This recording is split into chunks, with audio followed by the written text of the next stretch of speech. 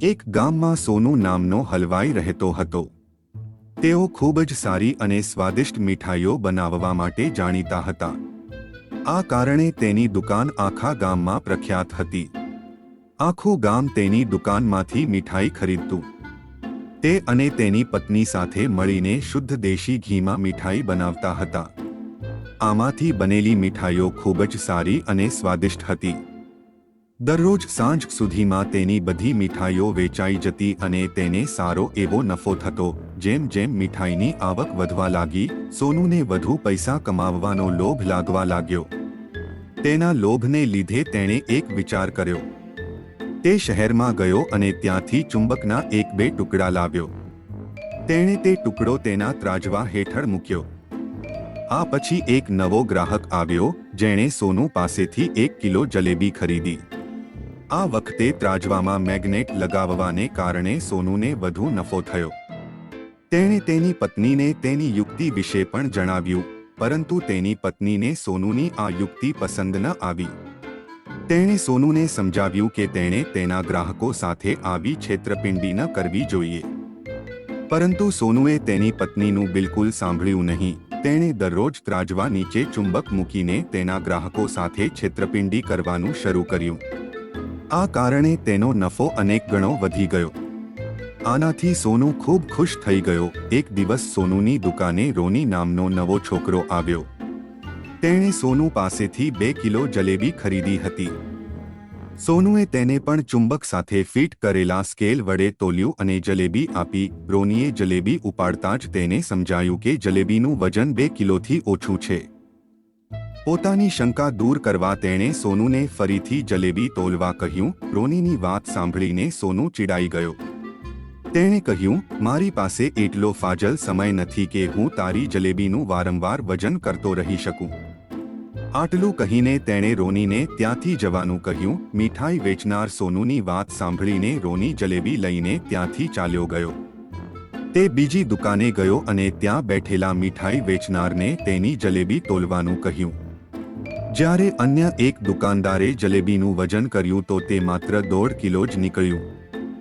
હવે તેની શંકા વિશ્વાસમાં ફેરવાઈ ગઈ હતી. તેને ખબર પડી કે સોનુ સ્વીટ્સના ત્રાજવામાં કંઈક ગરબડ છે.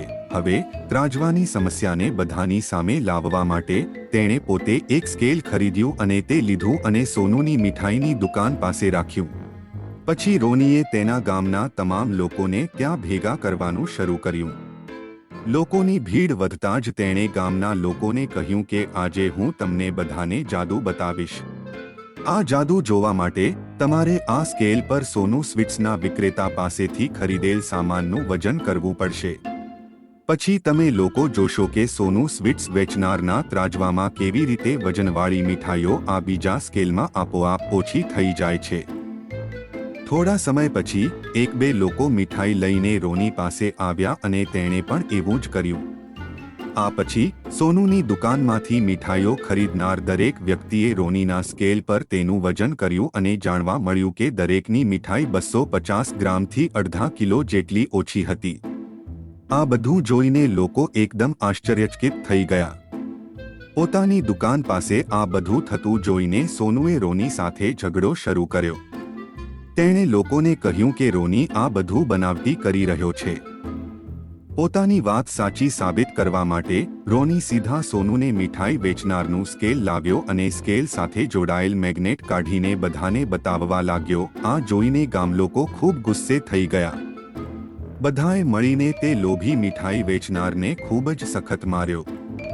હવે લોભી મીઠાઈ વેચનારને તેના લોભ અને તેના લીધે કરેલા ખોટા કાર્યોનો પસ્તાવો થઈ રહ્યો હતો. તેણે તેના ગામના તમામ લોકોની માફી માંગી અને વચન આપ્યું કે તે ભવિષ્યમાં આવી કોઈ છેતરપિંડી નહીં કરે. સોનુની છેતરપિંડીથી આખું ગામ ગુસ્સામાં હતું. તેથી લોકોએ તેની દુકાને જવાનું ઓછું કર્યું. અહીં સોનુ પાસે પસ્તાવા સિવાય કંઈ બચ્યું ન હતું, કારણ કે તેણે આખા ગામનો વિશ્વાસ ગુમાવી દીધો હતો. આ વાર્તામાંથી આપણે શીખીએ છીએ કે આપણે ક્યારેય લોભી ન થવું જોઈએ. હંમેશા પોતાનું કામ ઈમાનદારીથી કરવાથી જ વ્યક્તિ પ્રસિદ્ધિ મેળવે છે. લોભ થોડા સમય માટે સારો લાભ લાવી શકે છે, પરંતુ તે માન અને આત્મસન્માન બંનેને ઘટાડે છે. તો મિત્રો, જો તમને આ વાર્તા પસંદ આવી હોય તો વિડિયો લાઈક કરો, શેર કરો અને મારી યુટ્યુબ ચેનલને સબસ્ક્રાઇબ કરો.